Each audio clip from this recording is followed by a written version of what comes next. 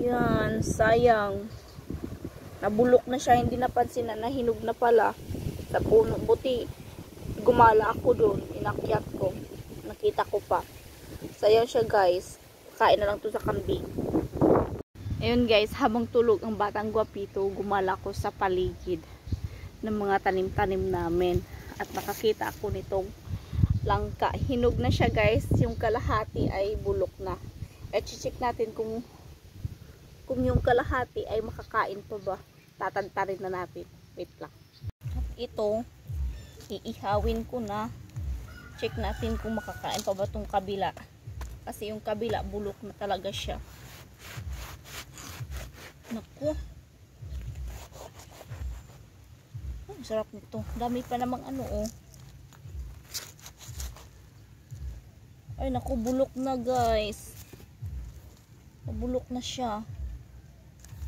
Sayang. Sarap pa naman sana nito mukbangin. Kaso pabulok na. Sayang ang langka. Ito. Hindi pa masyadong bulok. Tikman ko nga. Matamis ba? Matikman nga kung matamis. Saglit. Ay sayang nabulok yung langka oh. Nabulok. Sayang na sayang siya guys. Nabulok-bulok. Ito dito. Hindi pa masyadong bulok. Tikman natin to kung matamis ba.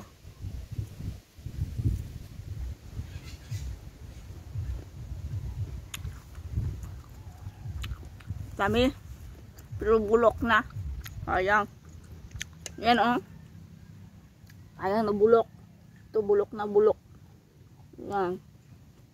Ito. Yan makakain pa. Bigay ko na lang sa kambing. Sayang yung ano, langka na bulok. Pero yung makakain na banda, kakainin ko. Sayang naman. Tulog pa si batang gwapito kaya magmukbang muna ako dito mag-isa. Mangitong langka. Ang tamis.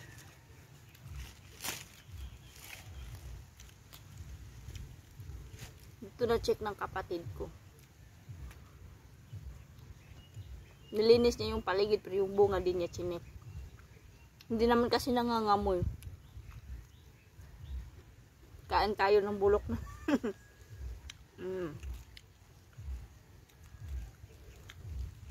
Tiyak mabusog ang kambing nito. Ang dami. Kain tayo guys. Langka.